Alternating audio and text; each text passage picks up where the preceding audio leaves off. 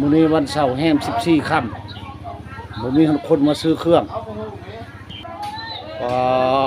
ตัวซีนคุ้ยเด้อว่า3โล20พี่น้องมาแม่ตลาดบ้านอุดมสุขเมืองนากายแขวงขมวนเมื่อบุญแล้วเรียบร้อยมิดซอยม้อยบ่มีไผมาตลาดเลยบาทนะทุกแฟนเติดมีแต่ผู้ขายบ่มีผู้ซื้อโต๊ะซีนกับตะเก้าก็หุ่มอยู่พึกมือนี้ก็คือเขาบ่หุ่มสบายนะ2-3มื้อที่ผ่านมาเขาหุ่มย้อนว่ามีอันนั้นเนาะอันน่ะเขากะเกียมอาหารการกินสิเฮ็ดบุญเฮ็ดศีลแปลกกระแทะมาเนี่ยบ่มีฮอดคนเข้าซื้อของอยู่ของกินเข้าตลาดตะลีแต่ผู้ขายทรัพย์สนวุ่นวายอยู่